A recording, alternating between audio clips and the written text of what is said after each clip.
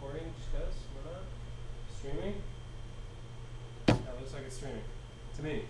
I don't know. Could be Yes. Yep. We're live? No. Yeah. Yeah. Are we really alive? Have we been alive this whole time? Are we all visible on the stream? That's another thing. I'm checking. Can you see us? Can you hear us? I'm way behind, so I can't. There is definitely a delay. Yes, you can clearly see all of us. Nice. Oh, hey, we got chatters. We got chatters already? Chatterboxes? Chats. You might want to refresh yours there. I don't know how to do any of this. Genius Brewing. There it is. And then you just Live. Is it there? There's Is the it button. there? That's the one. That's the one. Nope, maybe No, not. Maybe. Home. Well, While that's popping up, I guess I can pull it up on my phone probably. Okay. Ooh, it's a recommended. how are we sounding? Can you guys hear us? That's always the key distinction. How are we sounding? I mean, audio-wise, not physically. And physically. Wow. That's always nice. Sexy and sultry. Hello. How are we sounding? I just asked, can you hear us? Okay, yep. Desmond says he can hear us. Jack says, Does everybody Oh, yeah, I can hear us too. us? Look at that. Holy Snikes! Welcome back live. Yeah. Guys, welcome back to the Genius Brewing channel. This is a channel that we do every single Sunday at exactly, what time did we used to do this at? 9 a.m. or so. 8:45. 8:45 without missing a beat. So yeah, this is us on one of those Sundays like you'll always see us. So welcome back, anyone who's watching.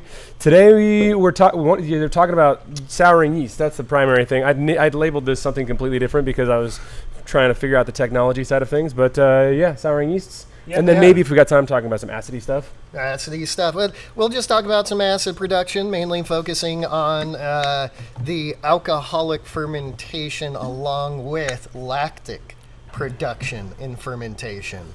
Or, Philly sour, the Cellar Science acid yeast, and the Sourvisea. That's our main focus, and then we'll get into the other stuff if and when there's time, as long as people don't get distracting. Yeah, and That's not a challenge. we got questions that we can answer too, maybe. Maybe. Well, let's get through the yeast first, and then. No. Are we going to do a beer? No, we don't do that first. When did Beer of the Week come in? After Genius Brewing news. Oh, yeah. So Genus what's happened in our lives in the last week since the last time we did this? things.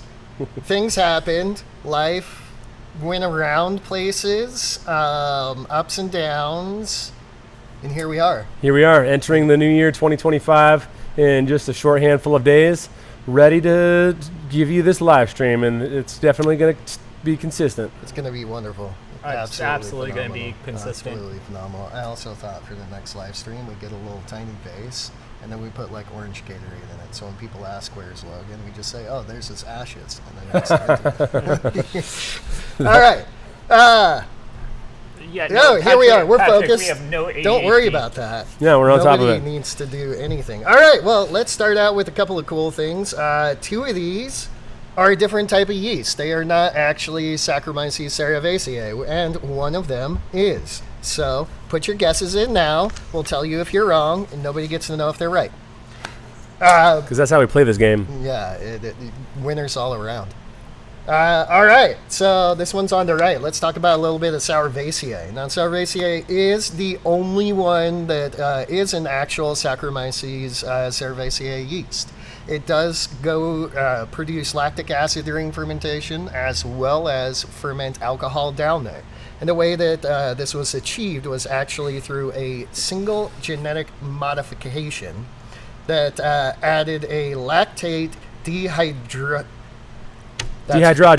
gene from a food microorganism that allows it to be able to produce the lactic acid as well. So that one's actually, is that one's lab produced then? This is a lab produced, yes. This is a technically genetically bioengineered. Hooray, GMOs. Yeah! What yeast companies can you get that from? That is a Lallemand product, I Lallemand? believe. Lallemand? Okay. That's a fun word to say. Yeah. Thank you, CRISPR system, for being able to edit and delete genes. I actually haven't looked too much into what the Sourvisea. The nice thing about the nice thing about lactic acid producing yeasts, I think we've got maybe a genetically modified version, and then I think there's one that we actually discovered that's naturally occurring. I'm going to be doing so much research during this live stream. It's going to be fun. We have some technical sheets. Yeah. But the nice thing is we've got actual yeasts that do both now produce alcohol and produce lactic acid. And so, as many of you who are probably watching already know, maybe less than 4 years ago, we had to, if we were going to do souring, our options were to use lactobacillus or some other souring agent at the early stages of fermentation, and then have to pitch another yeast on top of it. And now we've got a one-stop shop, y'all. Yeah.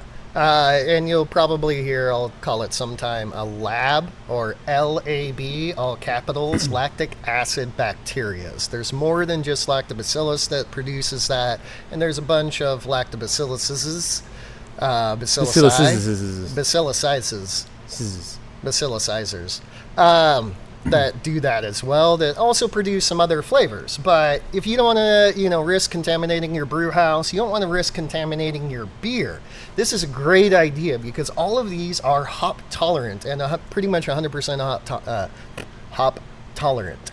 That's a really hard word for me to say together. Hop tolerant, which obviously a lot of the lab lactic acid producing bacteria that we've used previously weren't. I think even the strongest lactobacillus was good up to maybe 20 IBUs.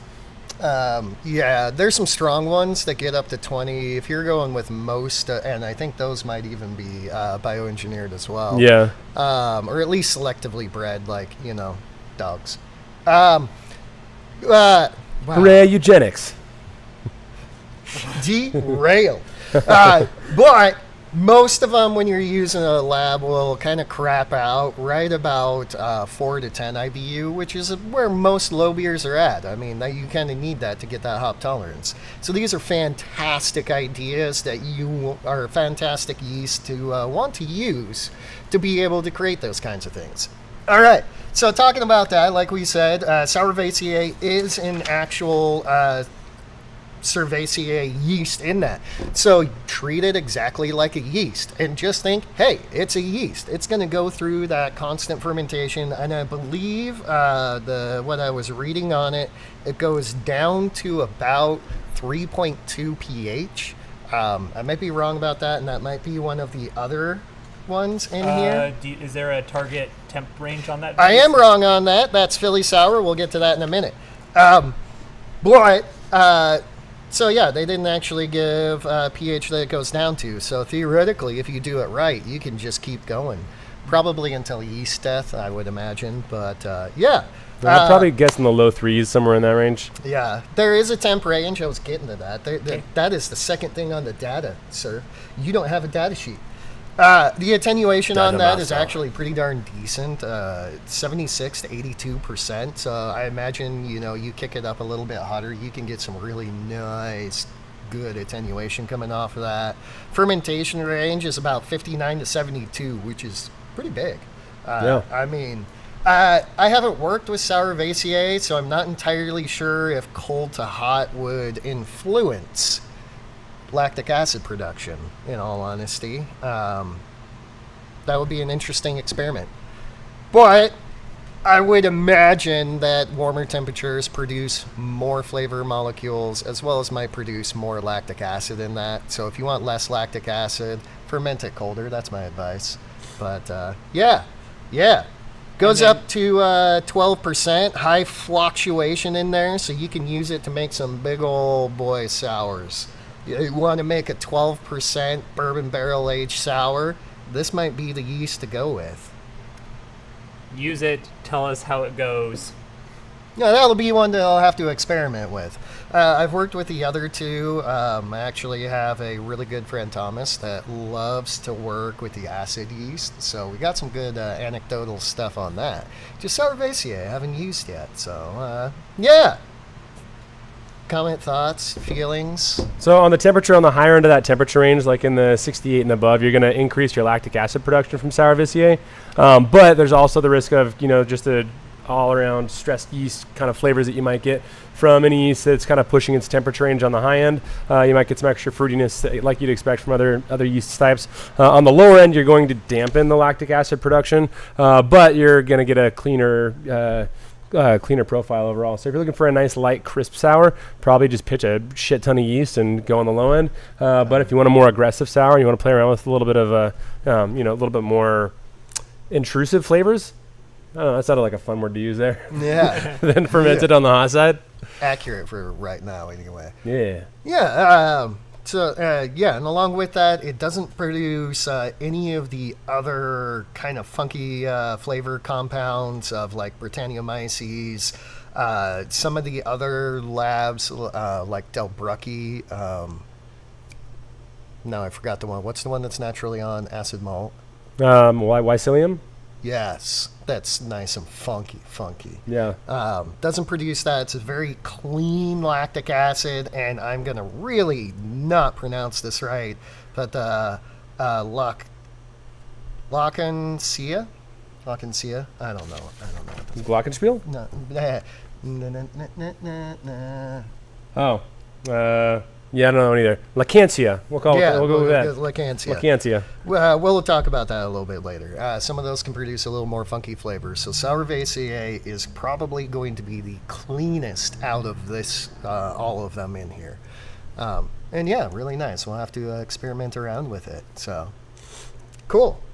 And so is Philly sour the exact? So Sourvisea is genetically engineered. It's a combination of a classic Saccharomyces cerevisiae strain with some genes from lab bacteria inserted into it. Is Philly sour the same way, or is that one different? No. These two are actually different. So that's the one that's the actual yeast, the Saccharomyces yeast. These two actually are natural. Okay. And they are both Lactantia,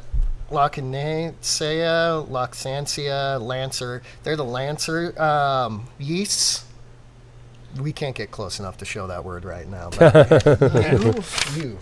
Someone out there pronounce it, and then yell it, and then send a soundbite. And then find the pronunciation. Pronunciation. Yeah. Philly, so the next two we're going to talk about. Wild Brew Philly Sour, which is also from Lallemand, just like Sourvisea, and then Cellar Science's acid yeast. And Cellar Science is a pretty newer Lachancia. They're both Lachancia yeasts. Which we knew before. Yeah, 100%. Lachance. Any Wonderlands players out there? Well, I was thinking either Chance the Rapper or Chance the Dog from Homeward Bound. That's where my brain went. Man. No, LeChance is a character from the Wonderlands, and it's great. He's a pirate. Hans has it, I think, correct. Lancelot Yeast. Lancelot Yeast. That means it portrays you, steals your lady, and then rides away while you end up being murdered by your son and going to Avalon. So, but we admire the hustle. We admire the hustle. So that's what both are. Lachancia. There we are. They're both Lachancia yeast. Philly Sour is naturally selected by University of Sciences in Philadelphia, but couldn't imagine that one at all. Philly Sour for some reason. Yeah, that does make sense. I would have imagined because it gave you a nice cheesesteak flavor. Yeah. Anyway. Also, this is a fun fact, that cheesesteak was named after the city as well. I thought the city was named after the cheesesteak. Could be that one. I'm pretty sure the cheesesteak came first. All right. So back to Lachancia. They apparently... Oh, man, get off. Morning from Melbourne. So, while the Philly Sour on that, this is the one I was talking about. It only goes down to about 3.2, 3.5 pH on there with a titratable acidity of 0.1 to 0.4% lactic acids. Pretty much. If you put more glucose in there, you'll go a little bit higher, and that's what this one actually does. The glucose levels are where you're going to get a lot of your lactic acid from. The Lachancia will make more lactic acid for more higher glucose levels, as far as I am reading, and definitely read beforehand. 100%. I did. I did, and I remembered it.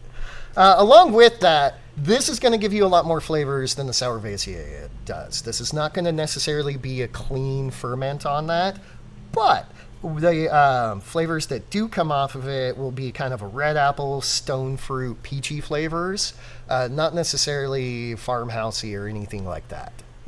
But unlike the Sourvisea, it's not a clean sour. There's a little bit extra to it. So using this to get some of your more like Gosa styles that need a little bit of extra funkiness to it would be a pretty darn nice choice there. STA1 negative, if that matters to anybody. Yeah. Oh, there we go. Temperature range on it's that. not going to eat your starches down. It is not? Yeah, STA1 negative, not going to... Not going to enzymatically convert large starches into small sugars and then eat it. So you're not going to end up with bottle bombs years down the road. The fermentation range is a lot hotter on this guy, 68 to 86 degrees. But again, this is a different type of yeast. It's not Cerevisiae. It's not Saccharomyces on that. Along with that, kind of natural thing, the warmer you ferment it, the more flavors it's going to throw. The cooler you're going to ferment it, the cleaner it's going to be on there, as well as relative to the lactic acid. But along with the temperature, the glucose, the very small sugar molecules, are going to also impact the lactic acid levels. The more small glucose sugars, the more lactic acid you're going to have. Really high attenuation on that. The alcohol tolerance is a lot lower, 9% on that guy, so you're not going to quite get as high. But again, this is going to be your more funky styles. You want to have a really nice like goose to put into a barrel to start off a lambic, but have it quickly, or this is a great style to go with. Or a nice farmhousiness, maybe you make it or pitch it halfway. Wow. Gather up my thoughts. I'm really sorry. Maybe for this, you achieve your desired acid level with those really simple glucose sugar levels, but leave a lot of long chain sugar molecules, then throw a Saison onto the back of it that really munches down those long chain sugars. You can have yourself a really nice, funky, softly acidic farmhousey beer. So, we still talking about the Philly Sour? Yeah, Philly Sour. So it's Lichancia thermotolerans. Did you know there's got a second part of the name? Yes, and thermotolerance is actually very important for that because... correct. Sorry, I just realized something because I thought it was different than it is. But yeah, we'll get to that. It is very important because that's a very... It's selected from nature, so they went out and found this one, and that's what's patent, is the thermotolerance. Oh, gotcha. The specific strain. That's what makes that one different than the Cellar Science, the acid from Cellar? No, they're both actually thermotolerant. So gotcha. I don't know if it's one of those that's a specific, breed off the strain, According to this magical website that no one knows about that I'm using, yeah, the Cellar Science version tends to be a little bit more of a crisp acidity and clean, with clean, bright flavors, where the Philly Sour tends to have a little bit more like stone fruit, citrical, and tropical esters that come along with it. So, and reading off of the notes that we printed out from the website too, that actually does the. Rounded, refreshingly acidic beer with light notes of fruity floral esters rather than having those red apple, stone fruit, peach flavors in there. So, yeah. Good use cases for both of them. I mean, immediately when I hear fruit notes like that coming off, I'm thinking like sour IPA would be a really fun thing to play around with. Yeah. So this is a thing we played around with Philly Sour actually when it came out. We made a plum sour with it. One thing that we did find with Philly Sour, this is not a repitchable yeast. You use it once, and that's it. Alcoholic fermentation did happen with successive pitches, but we didn't get lactic acid production for anything off any other successive pitches. So that might just be our experience with it, but it didn't work out so well. So one pitch, I think we used it for the first Peachachu. Yeah. And then we used it for a plum sour that just ended up being a plum beer that we put acid into down the road. Yeah. Yeah. It was a really nice fermenter. In all honesty, it tasted pretty darn good as far as alcoholic fermentation, but it didn't give us any acid production after that. So Yeah, in hindsight, I'm wondering if that has something to do with the over-healthification of it. If it's the same kind of situation where if you were to stress it a little bit, ferment it on the warm side, do all those things, it makes more acid. But if you got really healthy pitches and then you ferment it on the cold side, it produces less. I don't know if it works the same way as the Sourvisea would in that regards. But I guess the fact that it was a second pitch and then you have a lot of yeast means it's going to have a better head start. So maybe it's got to be stressed a little bit. Again, haven't used it enough to know. yeah. But from our experience, that's what happened. And this is just me speculating why that might be. There's also, and that was actually one thing that it was in one of these, and I'll have to get back to it and see. One of these actually says you can step up and do a yeast starter 4. I think it's a Sourvisiae. Won't lose because it's the genetically modified yeast in there. It won't lose any of its power down the line. Sour power. Sour power. But the thermal tolerance might. Do. But yeah, okay, here we go. Sorry, we're getting lost in research here. That's why this is a good thing, because we're getting into our research. Yeah, that's one of the things that I loved about what we've been doing for the last 2 years straight with no interruptions when doing these, is that it allows us to be able to do some more research and get nerdy with it. Yeah, taking a small bit of a chat break. Shauna, that kind of acid doesn't survive through heat. So if you put it into a beer through the boil, just keep in mind it won't survive the boil. It will break apart. Put it in dry hopping stages, and then you'll be okay. And just remember, don't take the brown acid. For people who get that. All right. It's a drugs reference. It's a Woodstock reference. Oh. In all honesty. Yeah. Some people had some bad acid, and it was the brown acid, so you didn't take the brown acid. The other acids were good, not the brown. All right. Anybody else got a good question? Oh, Yeah. There's an actual real question in there. I was going to say please advise. The advice would just be lots of water, right? Lots of water, sleep it off. There's no sleeping on acid, and you can't close your eyes and get away from it. You just get into a really nice, happy place and accept everything that's happening. Or get blackout drunk, and those two things cancel out, right? Yeah. Totally. Sensory deprivation chamber. That one. Oh, man. That one. Just you and your real that'd actually thoughts. be really nice. All right. Potentially silly question, but you guys ever used any of the full original quakes, like those sold by Quake or Kvike Yeast 3 cultures as a yeast for brewing sour with a bacteria pitch? Have you met Jimmy?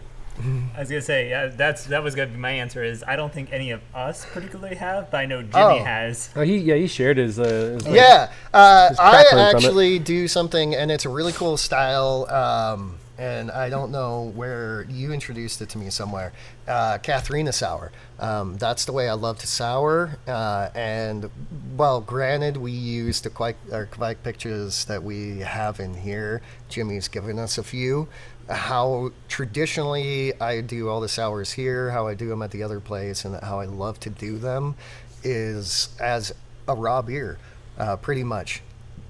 I take the mash up to 170. I take all that I need into my fermenter. I'll generally pitch. I lab onto it, some sort of lactobacillus or just some raw acid grains. Let that go for about a day, and then pitch the quake right alongside it to let it co-ferment all the way down. I personally love it. I think they co-ferment beautifully together. I think it gives you a much more stable product as well. And you don't have to go through the extra headache of kettle souring and hopping and all that kind of stuff. Saves a crap ton of cleaning time. That's the biggest thing. Yeah, and for me, also infection points, because you're handling your beer a lot less.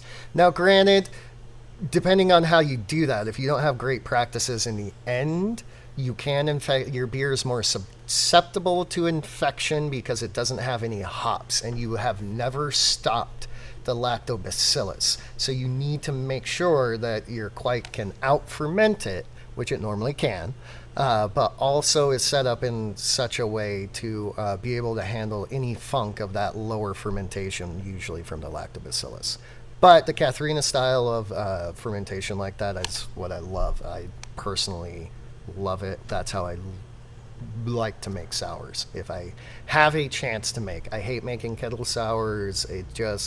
There's so many steps and effort. So if I can go Katharina, that's where I'm going. Ham McVeigh's asking, oh yeah, raw acid grains, and actually any grains that are up there are gonna have natural bacteria on them. So 2-row would work just as well too. We like to use acid malt because it does a decent job of also dropping the overall mash pH or the pH of the wort, depending on whether you are mash souring or wort souring. But if you drop that pH enough, then you can actually reduce the risk of any other bacteria having a chance to get some play before the bacteria that you want to have happen, which are going to be the natural bacteria, the lactobacillus that are on the grains, and Weissella. Well, those are the two kind of common ones. But cool. Along with that, I'm saying Katarina. Yeah, that's I'm being corrected in there, and that's 100% fine. I actually didn't know that was. I think we started doing it. I don't know, just with raw ferments because they tasted so good. We got really lucky with a bunch of really good beers off of them. Katharina? Okay, cool. Katharina. Ha! I'm right. Woo! Sorry. Anyway. Patrick Saney unfortunately lost the quike that Jimmy sent him. Dang it. That's sad. Dude. Yeah, because of it. He lost. I mean, Yeah. Yeah. Hey, I was going to say. But yeah, they're wonderfully awesome. I suggest people do that at home if you don't want to deal with the whole kettle souring process and all that kind of stuff. Also, if you have Kvike questions, and I will throw the link into the for the Discord, you can tag Jimmy in our Discord, and he will be very helpful in answering any questions. Yeah. Definitely 100% do that.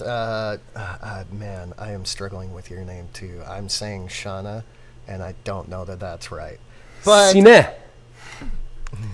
And this is why we or don't Sean. Sean. It's a Sean. It's a Sean. Don't you know? I mean, you say it with an eh. We got to get right about that. I was going from American to Canadian awful. there. I don't know how. That was awful. I apologize for what we just did. You're welcome, though. Moving on. So that's our experiences with Philly. In all honesty, that's probably why why I haven't used Sourvisiae. Is I enjoy the Katharina style, and it's so easy to do that. There's no reason. Your guys' second pronunciation was correct. Sean A. Nice. Sean A. Kelly. Woo. Shawnee Kelly. Yeah. Or Scene A. Yeah, that still doesn't really. We might need more of a phonetic spelling. Shani. Oh, no. Man, don't go there because you're Send Patrick Sandy some more quike on me. We're on it. We'll do it. In all honesty, I thought that was a pretty strong Irish name there. So I was going to say that was very Irish. We're getting off the thing. Definitely, man. Do the Katharina sours. Get on them. They're wonderful fruited too. Actually, doing that's tangerine. It was super, super lovely. Getting on to Philly Brew, our experiences with it, we just had that really kind of a failure in that second fermentation, and Katharina again is so easy for us, easy in my brain and what I was doing. That I didn't give it too much of a rest of a chance, and in all honesty, on that first fermentation, it's pretty nice. So. You got anything on that? You've used it? It's on my to use list when I'm starting the souring project. I just need to figure out how I'm going to blend sours and stuff with my current setup without oxidizing the living daylights out of everything. So yeah, there you go. Yeah, so have a yeast that eats oxygen. Yeah, no, I was going to say, so it's on my to do a list, and I'm planning to just do fruited sours with it. Nice. And see where I can go and have some fun homebrew club people / Tim and Peter over to get rid of any enamel on our teeth that we have. Yeah. That's the goal. I do that. It's good to have goals like that. Yeah. All right. Cool. So, what you got? Just a couple more things on the Philly Sour. Is one of the nice things on top of it is there's not a need for pre-acidification, and that's one of the things that's typical pretty much of all these, because they're actually naturally, or not naturally occurring, but they're all yeasts. This Philly Sour specifically is naturally occurring, but because they're yeast and they act like yeast, they're going to be immediately competitive as soon as they hit the beer, which bacteria souring, so if you're souring with lactobacillus in a normal kettle sour kind of style, those bacteria are, as I mentioned before, with using the acid malts as an acidifier, they're weaker, and if there's not that pre-acidification to naturally select against wild things that could grow in your beer, there is a little bit of a risk. It's not always a huge risk, but there is a little bit of a risk of other stuff infecting your beer. So one of the benefits of using a yeast that produces lactic acid as well is that it can get a start on your beer right off the bat and immediately be competitive and push out anything else that might want to infect. So not only is it a time saver and it's less step savers, but it's also a better bet at not getting infectedness. Yeah. Which is a really nice thing on that. Yeah. What else you got? Fun fact: Philly Sour's discovery was a significant milestone in modern yeast research, representing a leap in development of multifunctional yeasts for craft brewing. I mean, that's the discovery of the Lachantia thermotolerans was really, really big news. And when I remember when that discovery first happened, like I immediately was very skeptical that it would ever actually really end up into the craft beer world, because I was like, this weird bacteria, this weird yeast. We were kind of used to. It was a college experiment that wasn't even like supposed to produce beer. It was just them seeing if they could extract the yeast, if I remember correctly. I don't remember that, but I know but for me, knowing yeasts and like the yeast flavor world for the longest time, I'm like, all right, there must be a reason that we only have Saccharomyces cerevisiae, only one species of yeast, because that's the only thing that makes good flavors. Was what was always going on in my brain, and we have so many like sub-classifications of that one species of yeast, and so a random non-Saccharomyces yeast being flavorfully good. That was real words. It just seemed like a really, really like long shot kind of idea to me. Yeah. So, but now that nut has been cracked open, and now we're genetically modifying, and we're discoverizing, and we're doing all the new things, and so. Yeah. Huzzah!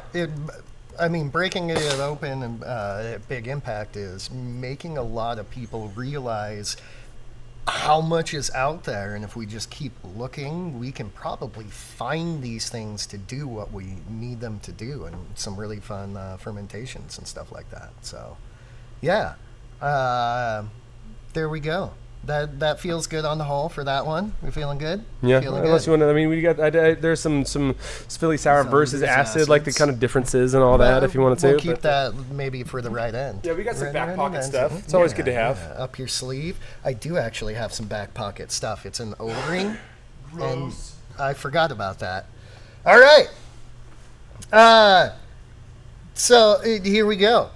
Moving on to the last one on there, and that's going to be the acid from Cellar Science. This is the one I have the most experience with. This is the one that my good buddy Thomas over at Emrys Fermentations works with all the time. He kind of turned me on to a few different tips and tricks of using this yeast specifically, as well as what to do with this yeast beyond just making sour beers. He is a wonderful guy. We have a few videos with him, and we'll bring him back. Because he is a wonderful honey fermenter, and his place is amazing. He's our honey fermenter. Oh man, like his honey is just the best. It is I want amazing. it in my mouth all the time, every day. Yeah, Emrys. If there's anybody in our area that comes to Spokane, go get some Emrys. And text me so I can come join you. Because he makes magic. Just like the guy. He makes the magic in you. And that's not just a Sea Moon reference this time. Alright. Anyway, acid yeast. So this is another Lachantia thermal tolerance. And that's why I was actually kind of surprised. I thought that it was different from the wild brew Philly Sour, but they are the same thing. Maybe not the same subset, but Who's to say? So the acid from Cellar Science, again, Cellar Science has kind of been a little bit new onto the scene here. I've been using a lot of their stuff. I super enjoy it. I think it's really reliable on that. And plus, the label for it's really fun. They embrace the psychedelicness of acid. I just poured some beers. I'm going to quickly apologize because these beers were sent to me when I first stopped drinking. Nice and old. Yeah. But this is an Oktoberfest from Adam. So I figured this out of the beers. Cheers. Probably would last the best. In all honesty, it's not. It doesn't smell oxidized. No, I get a nice. There's like a peachiness, like and like almost a little bit of sour to it. So I think there might have been some extra fermentation that happened somewhere along the way. If this is an Oktoberfest, it's good though. There's also like a nice like deep caramel. I'm just on the nose so far. Yeah. But That's. It's Adam, effective. I said don't hate me. yeah, No, not all infections are bad, and this is actually a really good infection. And I love the way this rolls across the palate. It hits your He's tongue saying it's first, oxidized. and like that is wonderful. I don't think. Here's the deal. It doesn't smell oxidized to me. You do look. You see some purple in that. Look at our thing though. That looks so much the darker. camera adds 10 darknesses. Yeah. Also, there's purple behind us, so there could be like a hue light refraction thing. Let's see if this works a little bit better. Hang on, I got to give a second for. We are so far behind. AK, someone needs to fix the delay on the stream. No, the delay is okay. Yeah, it's normal latency. Okay. Hey, we're up to 39 watching right now. There we go. We're good. Anyway, there's a really nice infection in that actually. That Like I said, I mean, it's like peaches and a a like a tartness. it's a It's a little tart peach Oktoberfest. You can taste the good Maillardy breadiness underneath. Yeah, there's some good stuff going on there. Yeah. Oh yeah. See. Oh, we just missed it. Oh, But was you it? could see it a lot brighter when I put the light up to it. It needed the light. So yeah, not bad. That's honestly for how old it is. That's pretty decent. So good job 2 years ago, Adam. I would drink this as an actual intended to be sour. Yeah, And me too. if I'm Hey, gonna I was be going to say true, that also says a lot about the temperature my basement stays at. Yeah. Yeah, that's good cellarmanship. Making those camera people happy. That's right. And if you don't know what camera is, consider yourself blessed. So what I'm hearing is for future episodes, I just need to have Hayden go grab beer from Hayden. There we go. All right, acid. We're getting back into acid. So here we go. Again, it's a Lachantia thermal tolerance in there, so it is a yeast, but it's not a Saccharomyces cerevisiae in it. It has a very low H2S production, so very low sulfur production on that. Your nose is not going to be too farty. Little bit lower fermentation range than the Philly sour. This guy sits at about 66 to 77. Very low production of volatile acidity, a nice high attenuation, just like the other guy. Really high flock coming out of there. 9% ABV tolerance, POF negative, STA1 positive, negative on that. So there's all your good stats. Slow it down if you need more. In the one we put out that's not live. Yeah. 0.5 speed. There we go. So yeah. Yeah, no, don't insult me. Like, cask ale is absolutely delicious. It is delicious. Whistlepunk's cast ales. No, I'm being yelled at because I made fun of camera, and they're not that bad. In fact, I have a couple of camera things for myself. Want not won't. I think I actually got certified for salesmanship once. Did we do that for? No, we didn't do that for a video. Anyway, we're digressing. So really nice. Again, like I said, this is the one that I have the most experience with, and they actually recommend in this. You can ferment it 100% out with just 100% alcohol fermentation with acid. They actually recommend if you want to stop acid production in there, chuck another yeast on top of it to finish fermentation out. And this is how I was introduced to it from Thomas over at Emrys. That's what he does? He does it to actually acidify some of his hazies. And he turned me on to this, and this is actually really nice. Taking your hazy down to around 4.2 to 4.5 pH really helps pop the hops coming out of there and lower the bitterness in it a lot. It's not sour enough to really be perceptible as a sour beer, but it is to drop bitterness and pop fruitiness out of hops like a sour IPA. It's really nice. I enjoy it. Which that's a whole other line of conversation. Which if you guys want to have, pop it in the comments. Let us know.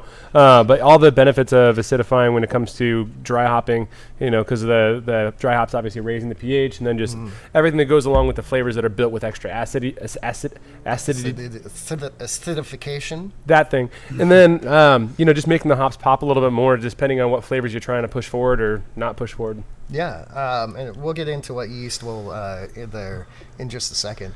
But yeah, it's really nice on that, especially if you're finding you're using some hops and you're like, this is just way too bitter. Having that little bit of acidification really helps jump them out in hazy IPAs and stuff like that. So if you're going in hazy New England's juicies, a couple of different yeast options you can use in there. My personal favorite, if you have access to it for a lot of hazies, is the Verdant IPA yeast from Lalmond. I love it. It's an English style. It's very, very fruit forward. It ferments fast, and just for me produces a really nice stable haze. And it's some of the green fruits that I love having in there, like a nice green Bartlett pear fruiting in there. I'm going German Ale 1007. 1007. Which is S33? No, K97. Yeah, well, it's more similar to K97. 7. I was trying to think of what it is in Imperial. Kaiser? I think it's Kaiser. No, Kaiser is alt beer. That's 1010. Okay. It is. Forgot. It's been too long. It's been so long. No, not Dieter, because Dieter is Kolsch. What's the third? No, it might be one of those. But Kaiser, I thought I'm was Googling. It's their alt beer, but I thought it was 1010. Anyways, Anyways. get on there. The reason I like German Ale, though, is because it's naturally acid tolerant. It's really, really strong. It's competitive. And so if you really want to kick off whatever anything else is doing, the competition from the German Ale is going to do that. And it's subtly fruity, but still relatively clean. Yeah. And again, that's just for hazy IPAs, but this is something you can do for anything. If you want to add say you're making a fruited Saison, right?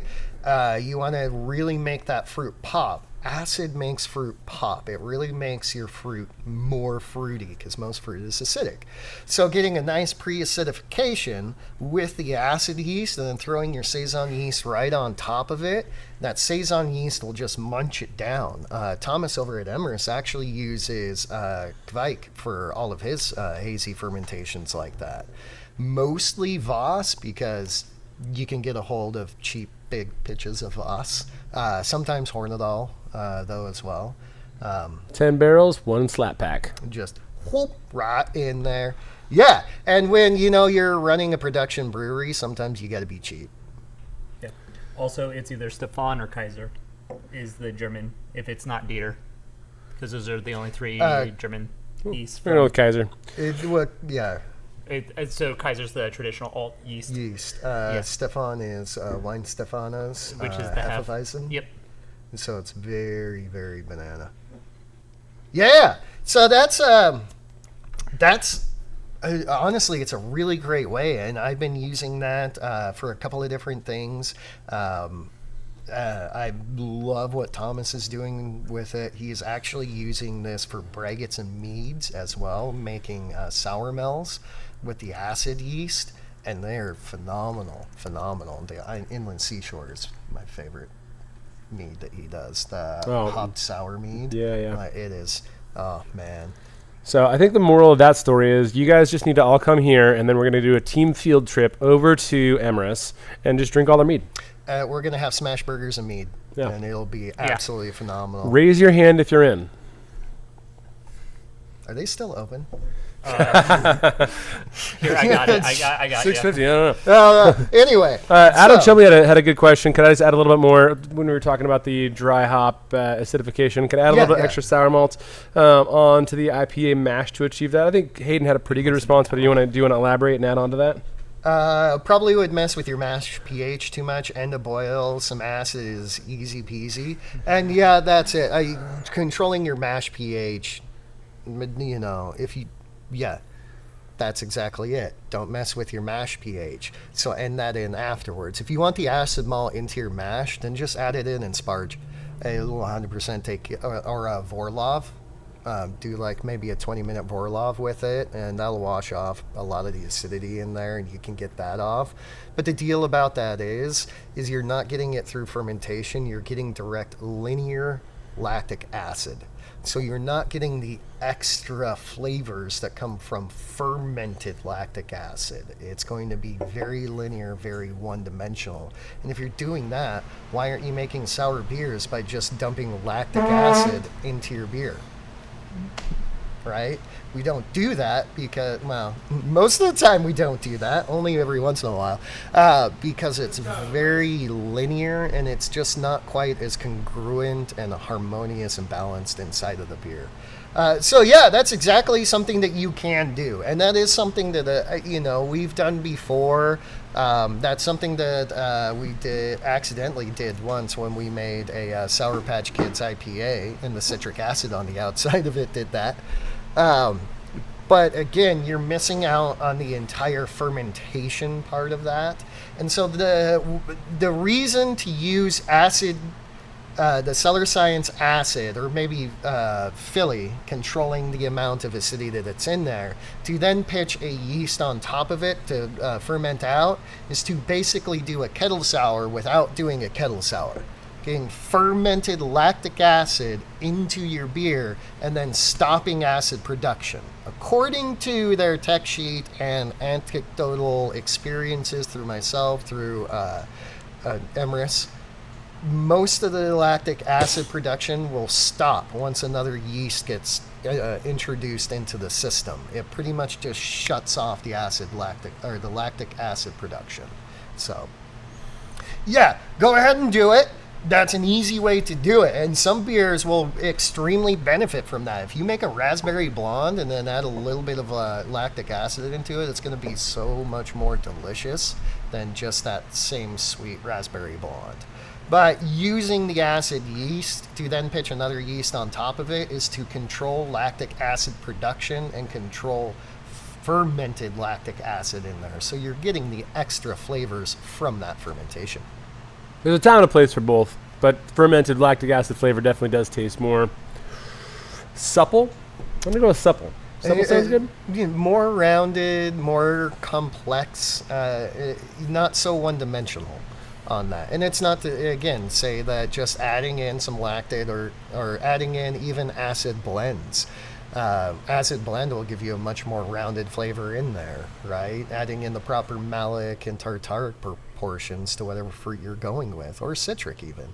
But usually the fermentation flavors are going to be more harmonious than the added flavors. Because they came from the same thing. Yes. I just missed a bread IPA. You need to that needs to get to our face somehow. That bread needs IPA? to add That's to why us. I said. What are we Needs eating? to add to us.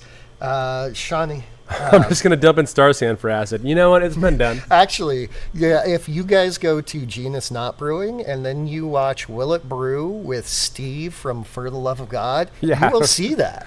And that's an option. Star Sand is phosphoric acid. That will give you some acidification. It will give you everything else in there. And well, yeah, and the saponifier that starts Star Sand, like that makes it all foamy and everything like that, breaks down into yeast food. The yeast eat it. Yeah. So it doesn't hurt It nothing. doesn't hurt anything. That's another thing that actually Thomas says happens. I don't know. This is just kind of antecedentally because this is his experience, and especially fermenting meads that have no nutrients in the meads. Usually when he tosses the quike yeast into his mead that he's pre-acidifying with the acid yeast, the quike will actually use the Lachantia as food. Because it stops a lot of that fermentation and so much faster, he doesn't need to add yeast nutrients and not as much oxygen into especially his meads and braggots as you would think, because the quike yeast, the kvike yeast, is using the acid yeast, the Lachantia, as food in its fermentation, which is pretty cool. Yeah. And that also gives you extra flavors that tend to be more harmonious to your product because it's all coming from your product. And I'd say that'd be a benefit of that. So both the Philly Sour and the acid over something like the Sourvisea, which is a true Saccharomyces strain. Because there is a hierarchy in the microbial world of things that are going to be, at the top end of the food chain versus not. Even within Saccharomyces strains, there's things that are better at being competitive than other yeasts. So yeah, so that's that. And it's pretty easy yeast to use. I mean, it's yeast. That's what it is. All of these are yeast. So you use them as yeast. You oxygenate as normal, which is a thing you can't do with lactobacillus because lactobacillus will then produce barf. It'll produce a lot of the time butyric acid, which smells and tastes a lot like barf, and sometimes an acetone flavor, and it's not good, not delicious. But these don't do that, so you can 100% oxygenate as normal, you chill as normal, you just have a normal brew day, and then you check the pH content. Once it gets to your desired pH, you chuck another yeast on top of it, and you stop pH or you stop acid production, and you have a beautifully kettle-soured beer without ever introducing anything except for beer yeast into your area. It's also hop tolerant. All the benefits. Yeah. All right. So where are we at? What are we doing? Consistency. We didn't talk about the consistency of using a yeast over using kettle sours. That's one thing that, I mean, you talked a little bit about we've talked about the risk of infection that can come with kettle sour from the old way of souring. We've talked about the hop tolerance, talked about the other things that some of those bacteria, like lactobacillus, can produce, like butyric acid. But for a number of other reasons, just the raw consistency of having a yeast that you can build up and pitch like a normal yeast is another advantage. Yes, that is something that you can actually do, and I believe that it's at least the Sourvisiae you can make starters with and just chuck it in. The Sourvisiae, rather than the other two, because it's bioengineered, is going to be far more consistent on that. You're going to have the exact same production every time. You're not going to have a lot of variables, especially with that guy. With the Lactantials, you'll have a little more variables just because they produce some extra flavors when they ferment. Anytime you're doing that, then the temp control will change the flavors for it, and especially in the homebrew scene, it's really hard to have super consistent temp controls all year round. So it's a little bit warmer, a little more acidic, a little more fruity, a little more ester driven, and then in the winter time, a little cooler, it might be a little less acidic and stuff like that. And Tim, I just googled, you are correct on which one you can do a sour with and which one they recommend you don't do a sour with. Starter. Yeah. Sourvisiae. Yep. Sourvisiae. That's the yeast. That's the yeast. It doesn't really besides the temperature, it doesn't really matter. It will always produce lactic acid and alcohol. Unlike the Lactantias. Don't do starters with those. Start with your proper pitch and go. What yeast make barf acid? That's lactobacillus that does that. Most strains, not all strains, but most strains of lactobacillus will make the baby barf. And that's depending on conditions. And so that'll be, whether or not there's oxygen present and depending on the temperature. Usually when they're fermented too low for their temperature range, those are the two conditions that almost guarantee that butyric acid production. But butyric acid in beer specifically will produce that kind of barfy flavor. That's what your gallbladder creates. So like when you have that bile flavor, that's butyric acid. It can be good in other things, and I don't know if I'm going to ruin some things for people, but butyric acid in the Chardonnay works extremely well, and that goes along with diacetyl to make the beautiful buttery Chardonnays that most people love. Like butyric is wonderful for white wine. Micah says butyric is my fave. Did you know you can order pure butyric acid on Amazon? I know because I just did it. You did, and it just oof, yeah. And why? I'm doing a science experiment. So if you have Okay. butyric acid and you use, if you mix butyric acid with isoamyl alcohol, you can make. I think that's the combination for making isoamyl acetate, which is Yeah. bananas, the banana ester. Banana ester. But yeah, anyway, I was just doing an ester experiment. Isoamyl acetal or just the amyl acid? The green apple? It's isoamyl. Yeah, isoamyl acetate is the the banana. Yeah, But the acetic or not acetic acid. Acetaldehyde is green apple. Yeah, yeah. All the different carbon branchings that you can possibly have. Yeah, there we go. Cool. All right. What are we on here? We're moving on to people. People, Moving if on you if you guys got questions or if you want us to dive into a new acid topic, let us know. I'm gonna. Hayden calls out how to do what he does for kettle sour. Well, he's actually not kettle sour. He's doing Katharina. Okay. So consistency or pitch rates to do Katharina. Good belly at 75 to 85. Wait 48 hours. Pitch Kvike, and have sour beer. Cheat quick. That's literally like the Katharina sours. That's pretty much exactly how I do it. It depends, 24 to 48, and that really depends on how sour you want it. Once you get almost to your desired pH, pick your Kvike on top of it, and then it will almost guaranteed stop the acid production. You'll get a little more acid production, but the Kvike is going to extremely outcompete the yeast. The lab. It'll extremely outcompete the lab. So Ooh, a that's 7% Katharina pickle sour. beer. That would be my way to do it, and then keep it warm. I honestly try to keep them right around 85 degrees on that, just because that's what Kvike likes to ferment at. And then you do it through fermentation, crash it out, and away you go.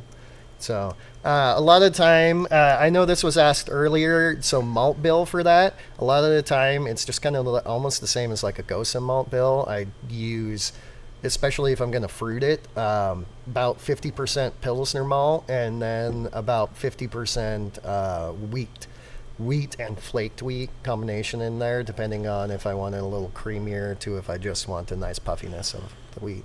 Oats sometimes to create slickness without the haziness. So, yeah. Most sours, I'll say this. Most sours, if you're working with a lactic acid bacteria, something like that, and especially like Kvike, adding in those adjuncts, adding in oats and flaked wheats, really help out and help the yeast and the labs eat and make super fun flavors. So Make it as complex as possible in there. Little melting pot of starches. Yeah. Frazzle Penguin. Hey, that's Whoa. a name I haven't seen in. I think most of these names are names we haven't seen in a week since we did this last week, because we haven't missed a. Well, I was gonna say in a week / I've seen a bunch of these names in Discord. So. Nope. Yeah. Yeah. In popsicle. What do we got? Acetic acid for some pickle beer. Fun fact: I think we made a We video did. with Hayden actually on the pickle beer. On the pickle beer that did that? Hayden, is that a video? If so, link it. Yeah. Which I'm hearing I'm going to. I do like the idea. We should write down that idea of doing the Katharina video. Katharina video? Yeah. 100%. That'd Well, be fun. we'll try to make sure that becomes one on there, because that's actually a really fun thing, and I think a lot of people could benefit from using that. You know, for a mass market, it's not exactly a great way to go, because you don't know how other bars will treat your product, and that's an easy way to get it infected from somebody else's lines and mishandling. So in those cases, I still suggest, using one of these yeasts to get some hops so you stabilize it, or doing a kettle sour. But especially for home market or inside your own brewery where you can control it, Katharina's the way to go for me. 100%. I love them so much. Using Kvikes on that. Use your ingredients with the intent you want, right? If you want it to be fairly clean, use a Lutra. If you want to have a little bit of farmhousiness, use the Voss. You want some bright citrusiness, use the Hornadol on that. If you can get some SP and you want a little bit of nice pear flavors going into it, I mean, a green apple Katharina sour, probably SP would be the way to go. Because that's going to get you those nice green apple flavors coming out of it, or the green pear skin coming out of it. So use it with intent. Grab the one that sounds the best to you in the beer that you're making, and that's the one I would recommend the most. And I know that sounds a little reductive, but that's the truth. You want citrus flavors, use the one that gives you citrus. And you can make an IPA with all of them, so it just really matter of what flavors you're going to be putting hops on top of. I know Voss fermented correctly, so not correctly, but fermented a certain way, Voss can come up with like incredible tangerine notes, which you wouldn't want to bury with like a bunch of piney resinous hops. But I mean, if you get a little bit more of the funky side of Voss, that's something that you might want to throw a little bit more of a smorgasbord. Yeah. Is that the word of smorgasbord of flavors on top of? Smorgasbord. But if you're doing a tangerine Katharina sour, getting that tangerine flavor, that citrus flavor to come out of us is probably the right way to go. Yeah. Do a tangerine Katharina sour. That's what I'm recommending. Yeah, so do right now and then also send us one. Yes, it's on my brain. We're going to get so many beers sent from Ireland now. So me and Hayden both came to the conclusion there is no video on pickle beer that we can find. Hayden, you want to make another pickle beer with us? Make it a video? Yep. But make it better than Bellwether's. Yeah. Any experience with Chinese yeast balls? We have experience with yeast balls from yeast, ball yeast. Yep. I have experience with the mason jars. Balls. I don't know what those are. Scooter! Is that my scooter? My scooter got stolen. I'm so mad. I had 2 scooters get stolen from my garage. I blame my kids because I left my garage open. Damn kids. By the way, Peter, I'm going to be part of the course crew for the World XC Champs next year in Tallahassee. Get there. Oh, nice. That's awesome.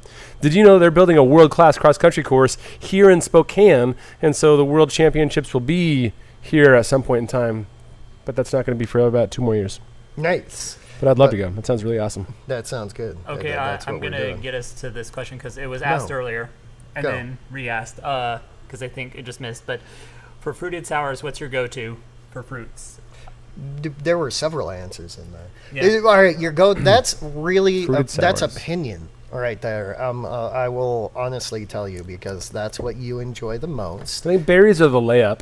Yeah. Well, it depends. The layup is peach. Yeah. In all honesty, the layup is peach. Everybody loves a peach sour, and it doesn't matter if it's fresh peach, peach flavored, peach. Or just the emoji, which means you got a fat peach. Yep. Yeah. Anything that you can find on the homebrew scale, anything you can find frozen for a year-round thing, which you can usually find frozen peaches or berries, and then you can pasteurize them yourself. You can actually cook them down so you can concentrate the flavor a little bit. But the idea is that frozen on all those are going to be the way to get the most flavor on them, honestly, because of the mechanical maceration that happens. You break up all the cells and you get all the good stuff from the inside of the cells. Whereas if they're fresh, sorry, it usually doesn't work as well because you don't get the flavor. If they're fresh, freeze them first and then use them. Along with that, using the actual fruit is going to give you more flavor molecules than just using a concentrate or anything like that. It's also going to give you some of the residual fruit pectins, which is going to make the beer a little bit creamier than, again, just using a flavoring or a concentrate. Yeah. So there are advantages to using fruit versus those concentrates and things like that. Do you want a really light, crispy, acidic beer? Don't use the real fruit. Get some flavorings and concentrate because you don't want those extra pectins in there and things like that. Again, preference on it. Right now, tangerine's on my brain, and I think tangerine's a nice, and 2 ways on this. I could have a nice, crispy, bright tangerine sour that's just bites you and holds on and goes, yeah, baby. Or I could honestly have a really thick, creamy, sweeter tangerine sour, and I think both of those would be wonderful. Personally, right now, again, peach is a layup. Most berries, if you get a strawberry in there, Strawberry is going to be a little bit popular, but you'll run into some people being, ooh, strawberry, that's kind of fruity. It's gonna be popular. Raspberry is Someone wins all always Wicked. great. Yeah. I did see Wicked. Raspberry movie. is always great. Bruise Buzz, glad to have you back. Thank you so much for the super chat, Bruise Buzz. Appreciate you. Yeah. The elderberry, we did an elderberry, and that was really good. I'm going to do, this year, if we get enough, I want to do a golden raspberry sour. Oh, nice. Yeah. One thing that I'll add, we didn't really we kind of touched on it, but didn't really like hammer the point home, is when it comes to adding the fruit, using real fruit is great and probably our go-to most of the time. But if you find extracts that you really like, there's plenty of extracts that do an awesome job too, especially if you can find a really natural source like what we get from Spice Jungle / Binilla. They've usually got really nice powdered fruits, which are easy to use. They're really natural feeling and tasting because they're not an extract. They're not manufactured or overly processed. And sometimes that's a way to like kick your flavor into high gear. Really hard flavors to do, by the way. Banana is probably the worst. The banana is really, really hard flavor to get in beer. And if it does, it usually tastes like artificial banana. Kiwi. Me and Tim talked about kiwi in beer as being really hard to do. Kiwi is hard to translate because it's just so light, and those are some things to remember. If a flavor is going to be run over by other flavors like kiwi, it's hard to get in there and as a true flavor. So what you do is you make a really nice tropically fruity tart sour beer, and then you label it kiwi and let people's brains tell them it's kiwi. That kind of goes into Sean Kelly's question about the citrus. I haven't used the crystallized lime. We actually have some that we've put in beer. That's in that right now. It's in my water. But it's the same kind of stuff. We've used the crystallized grapefruit that comes from Binilla / Spice Jungle. Same kind of concept. Yeah, the exact same concept. It's do it yourself. Yeah, get yourself some good fruit, freeze dry it, pow the crap out of it, and then throw it in there. It is. We are closed, sir. Oh, you are? Yep. Oh yeah. Sorry about that. Oh, you guys are closed? Yeah.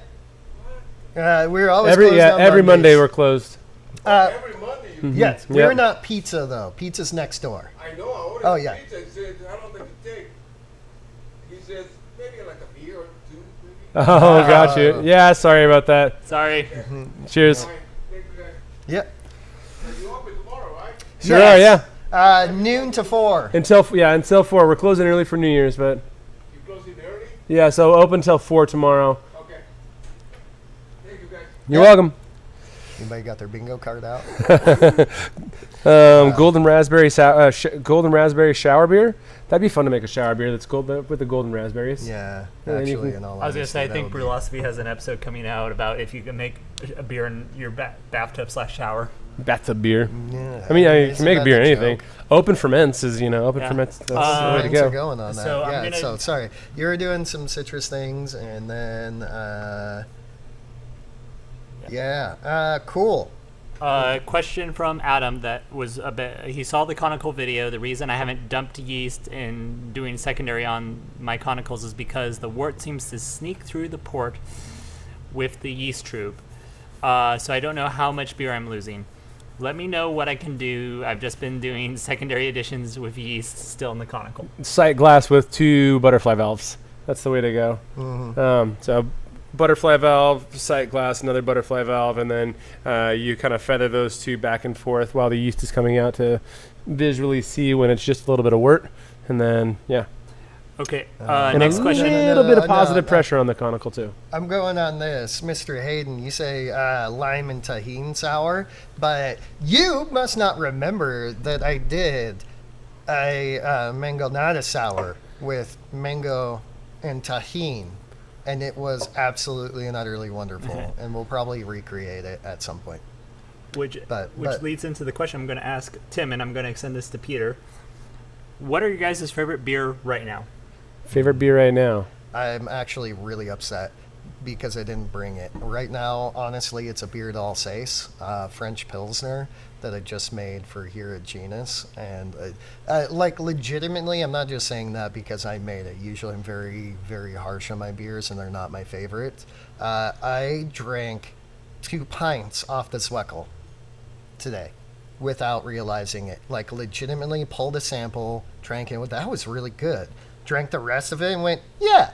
Pulled myself a whole pint off the Zweckel and discovered it was empty. So, of course, I had to have a second one there, just without realizing it. So, at the moment, the drinkability, the crushability, I love Streusel Spalt hops.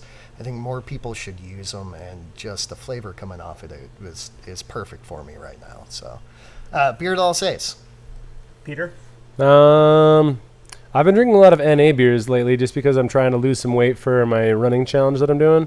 We should do a video on talk about NA beers because I drink a lot. An NA blind tasting, but I've been doing the Sierra Nevada Trail Pass NA. It's the only NA IPA that actually kind of tastes like a legitimately good IPA. I will argue that I think Fremont's IPA tastes a lot like an IPA. I didn't hugely like Fremont's, but in all honesty, the Cruxes are pretty darn decent on there. They are.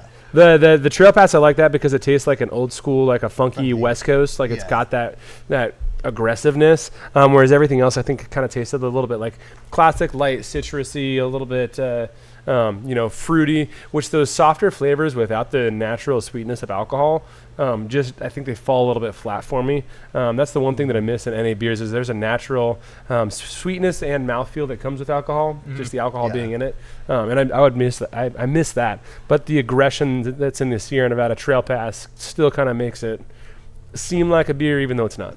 Hey, there's 41 people watching. Get us to 41 likes, and we'll do that blind tasting of NA beers. Yeah.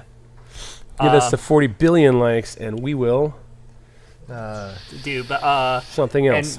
And I will answer as well. Right now, I have been really digging the tank lager at Whistlepunk East. Yeah. Tank lager? Yeah, the tank lager. They're just nice. They took over Millwood, so they have all the bright tanks. Yeah.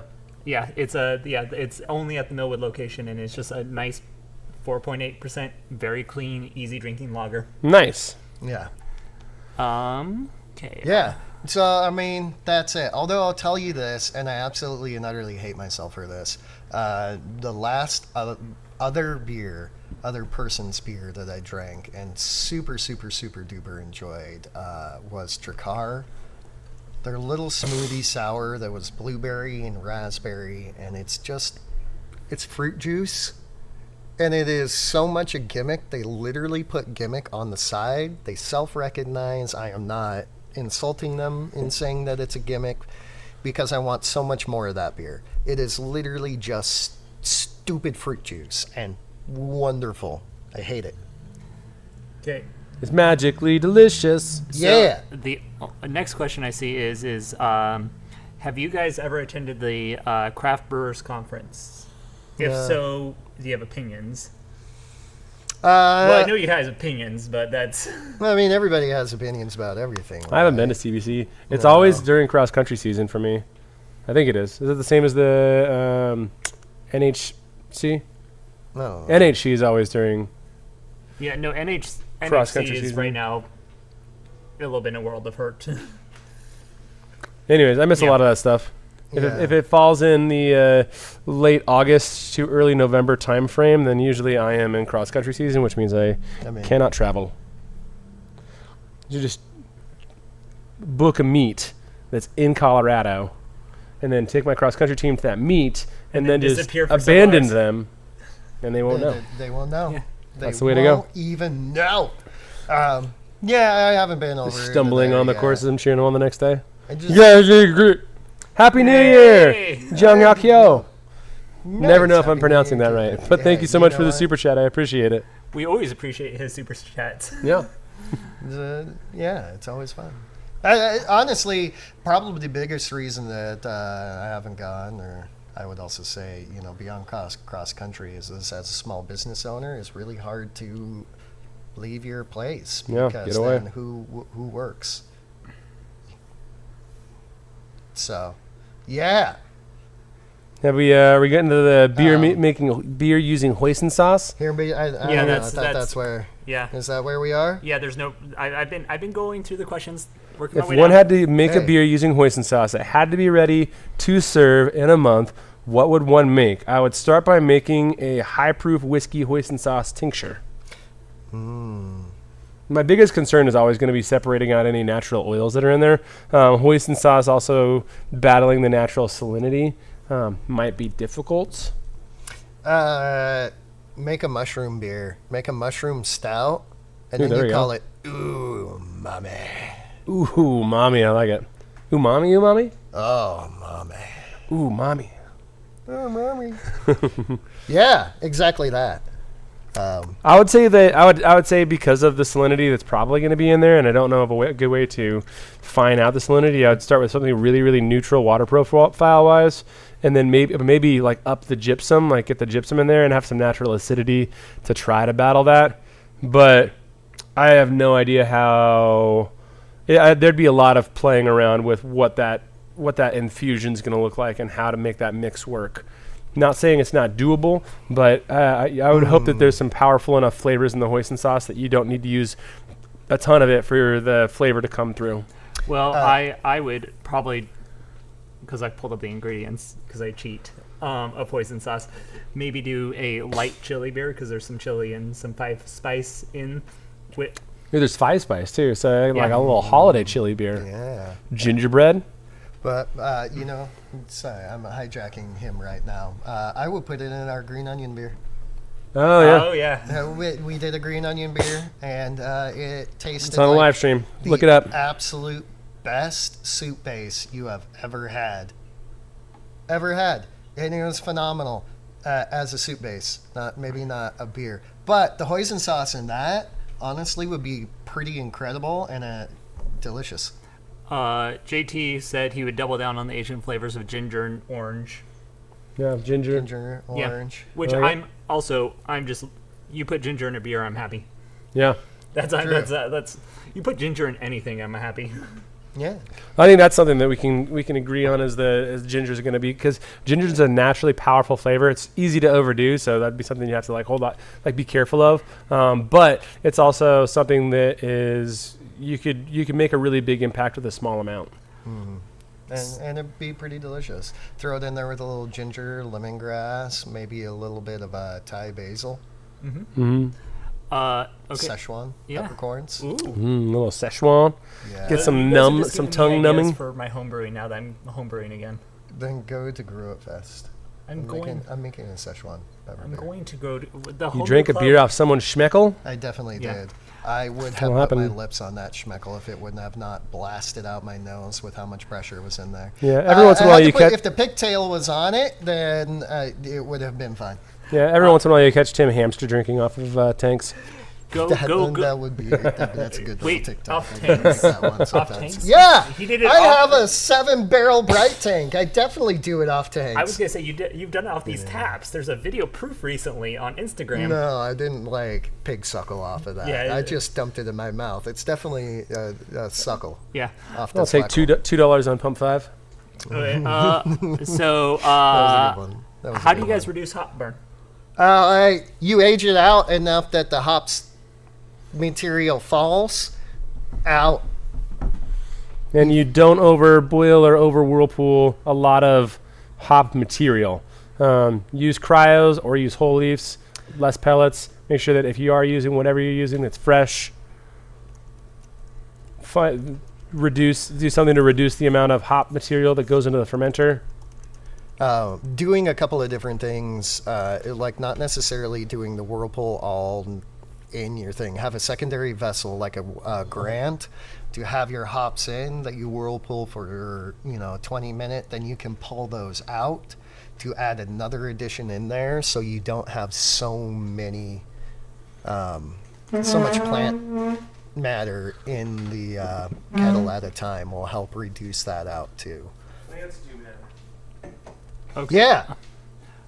What are your guys' thoughts on West Coast Pilsners? Is it just another cold IPA? No. Peter will I'm be gonna back sec- on that. West Coast Pilsner is not another cold IPA. What it's closer to is India Pale Lager.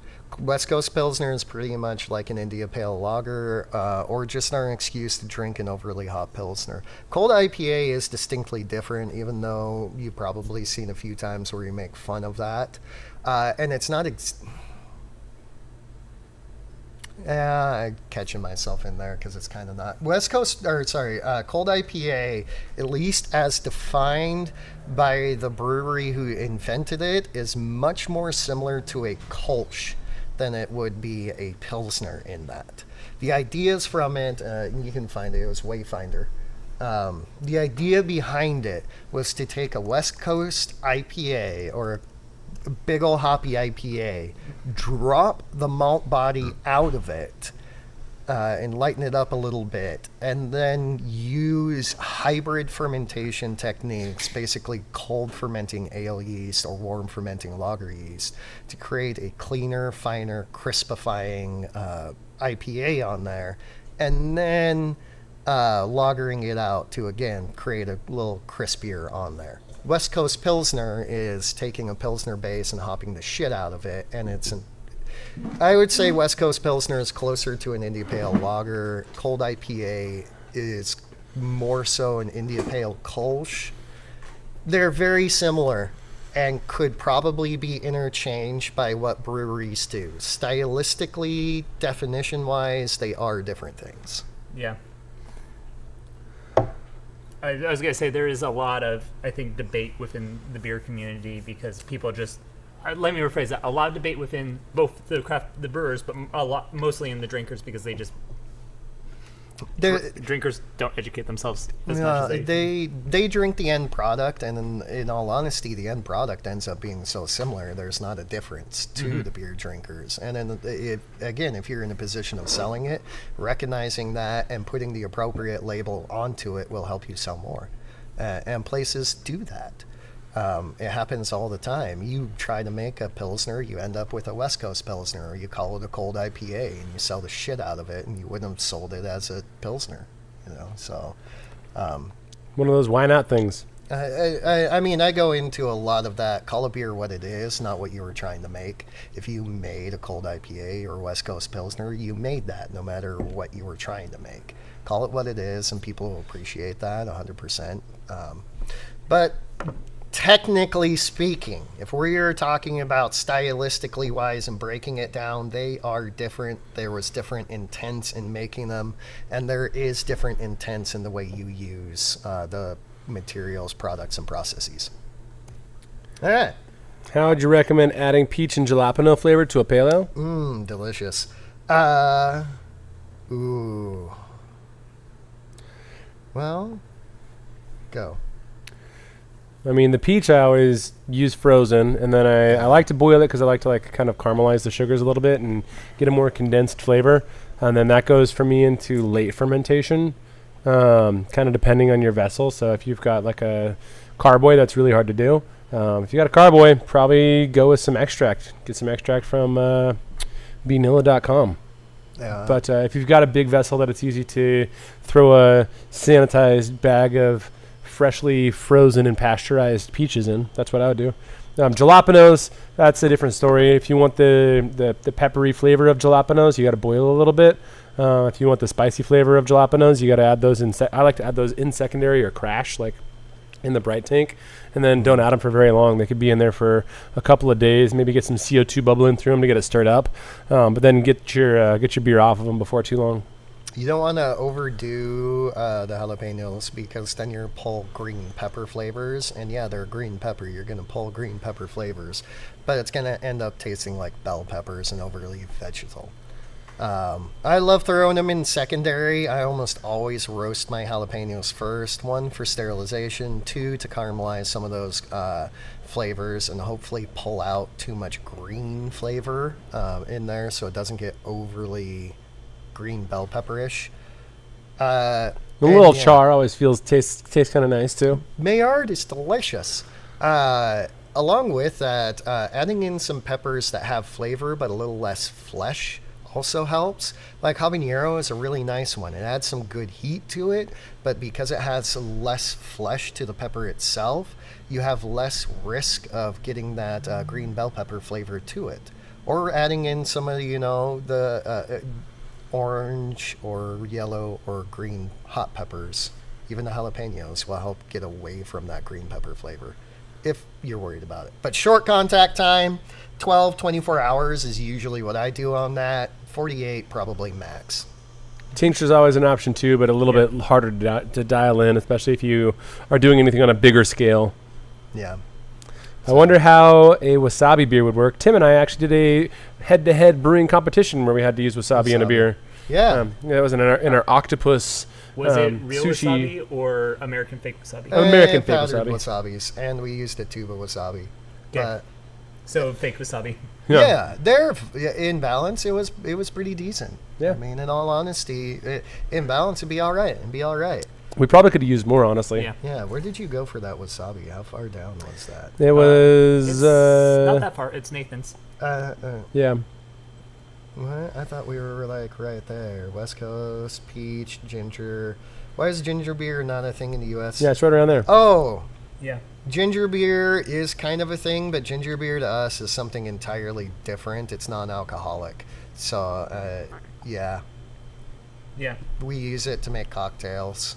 But there are a lot of places that use ginger in beer, and those are very delicious. I was going to say that's both Peter and Tim have had my ginger lime wheat many Yeah. a time. That's one of my go-tos. Also, I'm going to respond when Patrick was saying West Coast Pilsner, this is the first I've heard of such a thing. I'm just going to say you live on the wrong coast, Patrick. Yeah.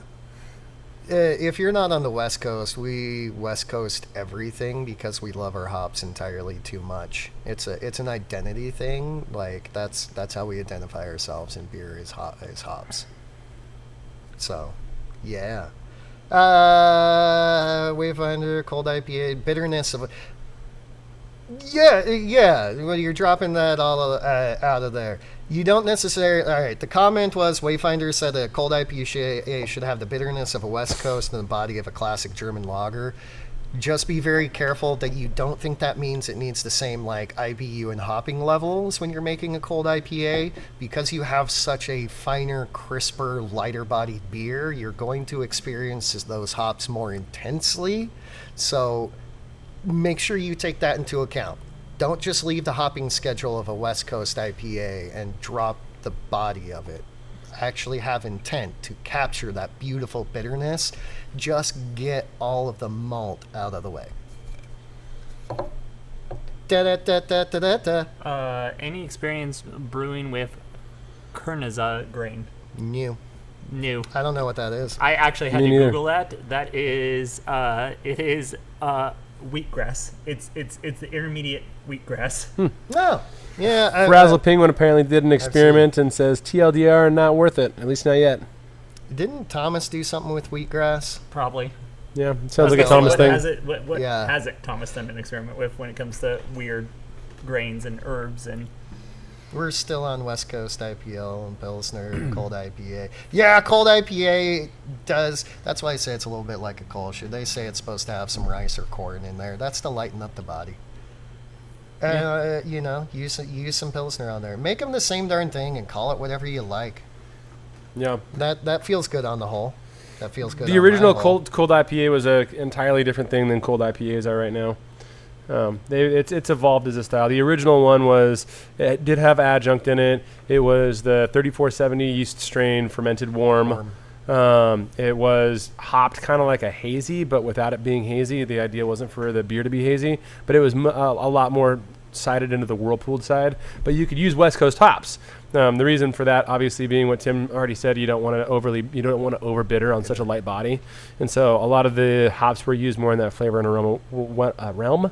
But yeah, since that came out, and when one brewery released it, and then a bunch of other breweries kind of got a hold on it, it's evolved. It's taken on a mind of its own, and there's 1,000 different ways to do it. And Well- that's exactly what I was talking about.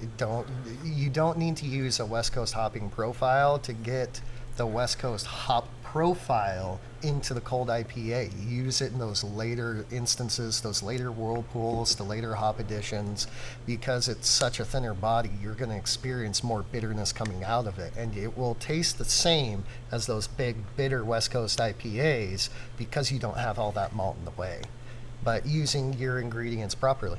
I was gonna say, do you want Wayfinders how it's made? Sure. I know how he just literally explained it. Yeah. Okay. Yeah, but they do recommend dry hopping warm. Yeah. So. And the other thing with that, I mean, we didn't talk about the malt on it. It's technically supposed to be Pilsner malt because two-row malt is, the two-row pale malt is just a little bit sweeter on that.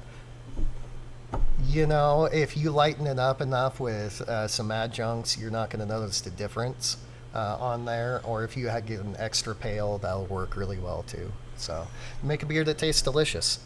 That's the biggest thing about that. Go for it. Right? Doesn't matter if it's stylistically accurate, if it's a delicious beer and everybody wants to drink it. That's right. Yeah. Yeah. Eric V00. I live on the West Coast and hate the West Coastification of everything. I want malt-centric beers. Meh, to each their own. Right? I mean, well, that's why we make so many different beers on there. That's why there's so many different beers out there, is so we can enjoy everything. And I'll say, you know, if you really take a look at the East to West Coast, it gets really hot and dry over here. It stays fairly more humid over there with a fairly more consistent mild temperature. And having that extra malt is a lot better in that fairly, you know, like humid temperature over there. Cultural differences of the terroir of where people live, you know.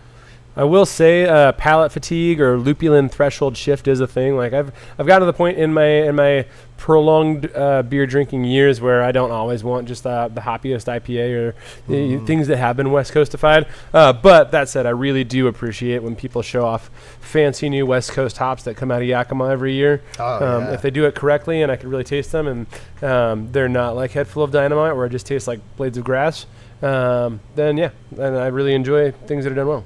Yeah, it's honestly, the hop industry has been coming out with such cool things lately too. Flavors beyond your classic citrusy, tropical, fruity.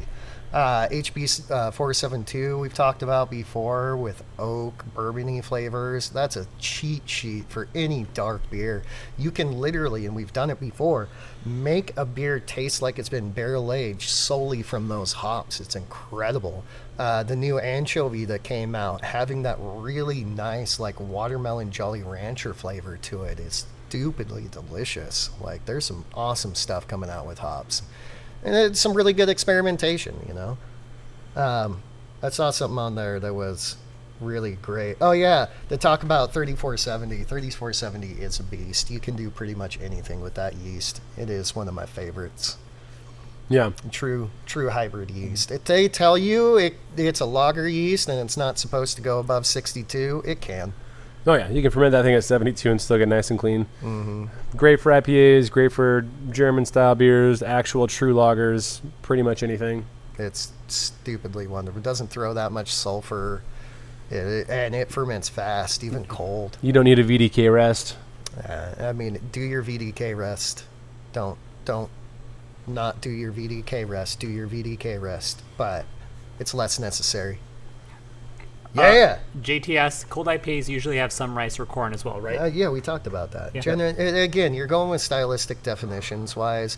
A single brewery made a beer, and I'll tell you what, they weren't even the first ones to make it, because we made an India Pale Kolsch with pretty much the exact same recipe, like malt bill recipe, as well as hopping schedules, a couple years before this happened, and I'm sure other breweries have done that too. We made it in 2019, I think, or the Mandarina Bavaria India Pale Kolsch. Well, I don't remember. Yeah, we Everything sold it. It was blurs right together. before shutdown because Hops and Drops still tried to serve it after shutdown. Oh, I okay. think. Yeah. But again, one brewery made it, it got insanely popular, and everybody is putting their own spin on it, and that is wonderful. Why do we want all of us to make the exact same beer? That feels boring, right? Yeah, according to the original recipe, they're supposed to have some in there, and the idea on that, again, is to lighten up the body to literally get all of the malt out of the way of the hops. How can you make a hop water beer without just making a hop seltzer? You know, so... Yeah, you don't have to use any corn and maize as long as you make it taste delicious. And, you know, if it tastes like it, it is. There you go. Hams asks, do you recommend a BU/GU ratio for a fruited pale ale like a his peach jalapeno. Get all the hops out of the way, add some bitterness in there to stabilize it, and leave it at that. For me, I'd probably throw in Magnum or Warrior for some bittering IBUs and then leave it alone. If you're going peach and jalapeno, you want to taste peach and jalapeno, so don't put anything in the way. Plus, depending on how you're going to do the jalapenos, you will pick up on some tannicness and some bittering compounds, especially from the seeds. So you don't want to over bitter in the beginning just to make sure that everything lasts up to it. Yeah. And I mean, that's all dependent on the base beer, too, I guess. Well, you already said it's a light beer. Well, yeah, pale ale. Yeah. I don't know. We'll go with like a 45 IBU, but a little bit back end of some Columbus if you want the classic, what we find here in Washington style pale ale. But other than that, I mean, you can also just let the hops kind of take a back seat. Yeah. No, I kind of forgot it was a pale ale. Sorry. 45 IBU sounds pretty nice on that. Some nice back end. And I mean, for me, actually, Belma sounds really tasty. That nice, like, sweet vanilla cream flavor. Or Chinook. And I'd let it finish pretty dry. Yeah. 10, 12. At least. Or lighter. Peach will add impressions of sweetness in there, which will help out the body, too. So you don't want to go too sweet on the finish. Yeah. All right, what do we got? We got Patrick asked, what do you think the 2025 beer trend will be? In all honesty, probably something in lager. If I had to guess, lagers are really. I mean, we always say lagers are on the comeback, but lagers really feel. I could see anything like in the health kick world, anything that's going to be like the healthy version. Maybe the brutes. Breeding will be a thing. Nah. I mean, brutes are great, but they're going to lower calories. Your TV turned off. Oh, right up behind that thing, behind the wiki sticks. I'm going to just add to her a little bit earlier. I think NA beers are still going to continue to grow and develop for 2025. I think neurotropic adjuncts might be something that pops off. Yeah, honestly, terpenes are, especially with how much better we're getting at extracting them and everything, and flavor profiles, and not making them taste bad. I'm seeing a huge kick in interest in terpenes infusions for not just dank IPAs and hop replication, but actually using terpenes to replicate fruit and floral flavors as well. So that's pretty cool. Network.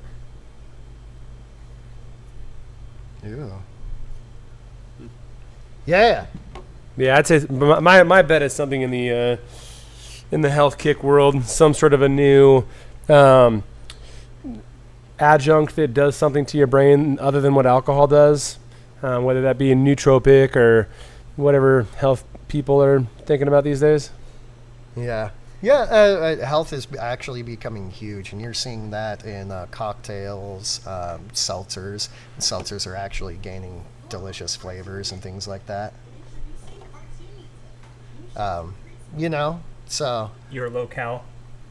Yeah. Yeah, locale. I mean, that'd be what brooding would do. Yeah. That'd be the idea of locale. Locale is a brute. It was a brute IPA. We renamed the locale so it'd sell better. I mean, it was low calorie, but talk about renaming something to actually pique interest. Brewed IPAs were kind of dying. Throw a low-cal IPA on there, and people are like, oh, yeah, that's wonderful. I'll have that. You're like, cool. Thank you for drinking my brewed. What about the not beers like the PB&J mixtape? Oh, man, no. I feel like they only get popular in their certain locus, and then, yeah, they're cool. They're a great idea. We've done PB&J beers that are actual beers. That's more of like a seltzer than a beer. Yeah. But we've done like beers that are PB&J that people like, but they don't really pop off. So I don't see everyone doing something like that and it working. So I don't think it's going to be like a trend, but It's trendy, but it's not a trend, is what I'll say on that. And in our area, Great Notion is in that for me, and Drakkar especially. Like, those guys do. They're very successful. And again, I'm going to say it's a gimmick, but that's not an insult to them at all. They found a beautiful niche to make these smoothie things that it's a gimmick.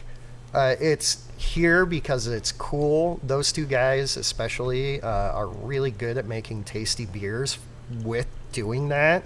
But the problem is, and why I don't think it'll ever be a trend, is you actually have to be good at making a tasty beer and not just shove it full of fruit pulp, right? Half the time you get them, you're just like, okay, it's got fruit pulp in it, but why?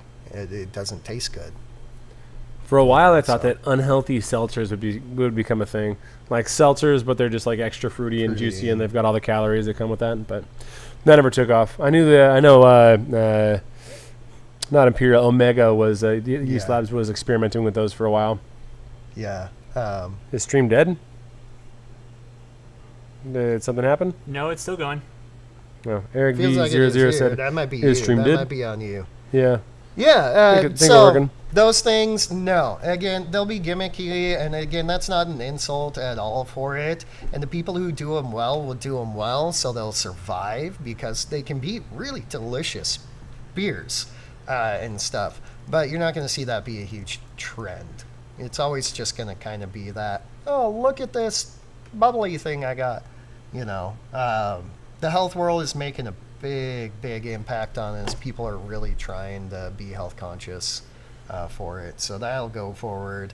And again, I personally see a lot of breweries actually making good lagers now, which is really cool, as well as making not just light adjunct lagers. They're making a lot more things. You're seeing, Czech Ambers come out, Croatian Royal Keto Dark beer. Lager. So, yeah. We did make a keto beer once, did we? Or we were going to? We tried, yeah. I think my sister asked me the other day about doing making a high protein beer, and I'm like, it'd be hazy. Have a hazy IPA. Yeah. There you go. There are, I'd like to look into the solubility of different proteins and what they all look like. If a high protein beer actually is possible. I feel like I've seen commercials for like a protein powder that doesn't look muddy.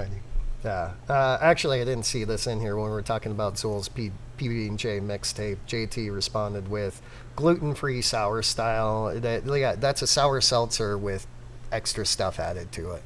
The Drakkar that I talked about earlier was lactose-free and gluten-free, and it feels like they made a thick seltzer and then threw in just a whole bunch of straight-up like pressed nectar into it. Super delicious, and I will drink more of them. But again, those are people who can do it really well, and you hear about one or two breweries who do it really well.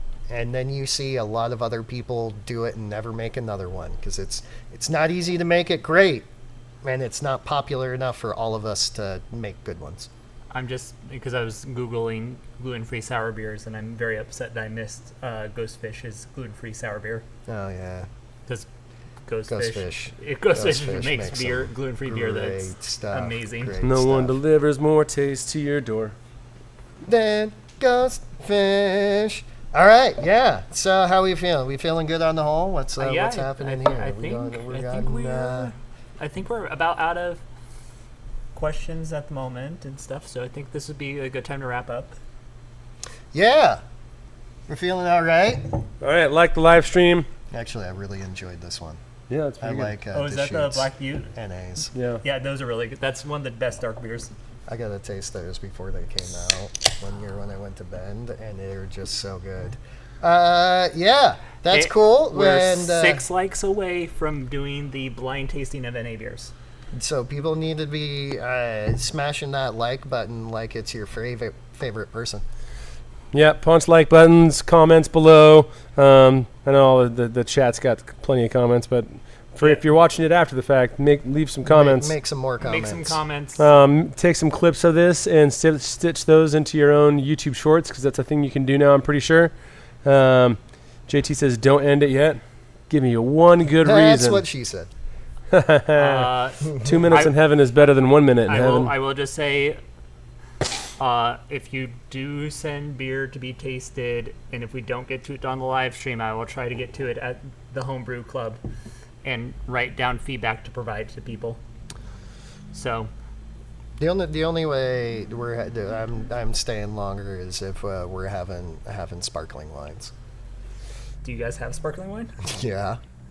I'm just finishing this. I have that sparkling wine. Gotta see Roku City drive-through one more time. This is actually phenomenal sparkling wine, and everybody should drink it. It's from Washington. It's incredible. And eventually, we might, if there's enough interest in it, do a video with them explaining how to do the tirage, riddle, and disgorge process of making traditional French champagne. Which would be really fun to learn about. Also, seeing the Roku City drive-through one more time is probably the best reason I've seen. So, yeah, kudos. We'll send beer when I get gear to brew with. We'll help you get some Kvike. Matt has it written down. Yes, I have it written down. Monitor is taking care of it. Yeah, exactly. Good to see you guys again. Have a great night. Dustin, you also have a great night. Appreciate y'all. Have a Happy New Year's. Yes. And we will see you next Sunday, because 1 week from today, Sunday. Exactly 1 week from today at exactly 8:45 a.m. like we've done every single Sunday for the last 2 years. At least. That's not an awkward outro at all. No. Champagne. Hey, I just Would you like tagged to have Jimmy some in the Discord and said, send. But it's pronounced champagne. Oh God, no. Yeah.